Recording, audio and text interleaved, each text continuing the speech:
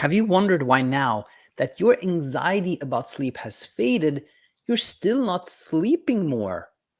If so, this episode is for you. You have encountered what we call the wonder wall, and we're going to learn about it so that this wall fades away all by itself. In fact, this today's class, the wonder wall class, it's one of my favorite topics because when you get to the reveal, which we will shortly, it can be one of those like aha moments, eye-opening moments where it's like, oh, actually, that the answer is so much easier than I thought. It sounds, it can be almost like, oh, that was so obvious when we see it, right? So anyway, it's a class I really enjoy. And with that said, let's jump into it. And to start from the beginning, the reason I do this class is because I get the following question a lot, something along the lines of this: Hey, Daniel, like, I'm not anxious about sleep anymore, thanks to learning and education, but I'm still awake a lot at night. Like, why is that?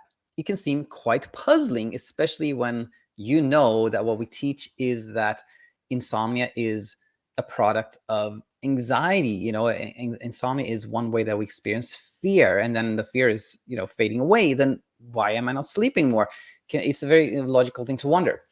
So to get to the reveal, to understand this, we need to do a little bit of a recap first, and we need to start where kind of I just started in reality, which is to say that insomnia is one way we experience fear. We can experience fear in many ways, like racing thoughts, like racing heartbeat, sweating, you name it. There are many ways we can experience fear. Insomnia is one way we can experience fear. But if we go like to a little bit more detail, what aspect of fear is it that actually keeps us awake? The answer to that is hyperarousal. Hyperarousal is a sort of a mental state of alertness, vigilance, being aware, being like, okay, something's about to happen, something could happen. Let me keep an eye on that, right? It is something it is a state that our brain puts us in when it is afraid, because naturally it doesn't want us to miss anything. It wants us to be on the lookout when we are scared. So this is why we are awake when we are scared. It comes from hyperarousal. Okay. Now that we talked a little bit about hyperarousal, the next step for us is to see that hyperarousal actually can come from other things apart from fear. Other things can produce hyperarousal. It has many sources, and some of the sources I put down here. So hyperarousal can come from anger. When we're really angry, we're also in a hyperaroused, in an agitated state. We're also hyperaroused. And when we're excited, we're also hyperaroused. Like a kid before Christmas, they often don't sleep very much. They're excited. They're also hyperaroused. They're on the lookout for what's going to happen, right? They're hyperaroused. Being in love, how you say that, teenagers in love, they don't eat, they don't sleep. Being in love is also like this. It's kind of another form of excitement there that keeps us awake. But it's also the hyperarousal keeps us awake. Anxiety, of course, joy. Again, hyperarousal has many sources. It can come from different places. And one of those sources, a common source for hyperarousal, is puzzlement. When we're like really puzzled, we're kind of bewildered, we're thinking a lot about something, trying to figure something out, we're curious, then we're naturally a little bit hyper aroused, and we tend to sleep less that time. So at this point in time, you may want to take a pause, maybe hit the pause button, and see if you can already figure out what the wonder wall is. All right. Whether you did or didn't, let's continue. And we're actually going to take this phrase that I started with: Hey, Daniel, I'm not anxious about sleep anymore, but I'm still awake a lot at night. Why is that? And rewrite it a little bit. And we're going to write it this way: Hey, Daniel, I'm not anxious about sleep anymore, but I'm still awake a lot at night. And I wonder why. I wonder why, right? Now you can probably see it.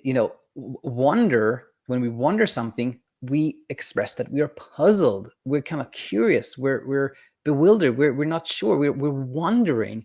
And of course, wondering can lead to hyperarousal. And this is the wonder wall.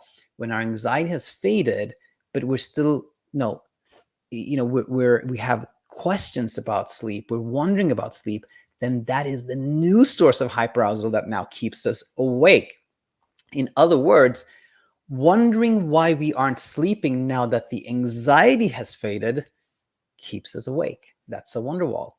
Or wondering how we will sleep now that the anxiety has faded, that is another source of hyperarousal, and it's another form of the wonder wall. But again, the wonder wall is really when anxiety about sleep has faded, but now we're wondering how we will sleep, or wondering why we're not sleeping now that anxiety faded. That is the wonder wall. The source of the hyperarousal has shifted. Now, if this is happening to you, it has happened to you, you of course may wonder, okay, what do I do now? And the nice thing here is that you already have done everything that the wonder wall requires to fade away. In other words, curiosity fades when there's nothing to be curious about. The reason we have this wonder wall is that we're wondering, why is this happening? And now that we know that why it's happening, well, then there's nothing left to wonder about. So the wonder wall automatically fades away when we understand why it happened in the first place. And then peaceful sleep happens by itself. Hope this made sense to you. If you're still kind of puzzled, then maybe just listen to it one more time. But I think it will be very clear to you if you just give it a little time to sink in and ponder and contextualize this. And with that said, I want to say that if you're finding that our free content here is leading you to where you want to be, that is wonderful. Please let us know. Share it in the comment section. But if you're feeling that you're still struggling, you're not really seeing the path forward, you feel isolated, you don't have anyone to share what you're going through with, then please head over to our website, thesleepcoachstool.com. Check out our coaching options. And if you decide to join us, then we look forward to seeing you on the other side. With that said, I'll conclude today. As always, comments are super welcome, and look forward to having you back real soon. Until then, bye for now.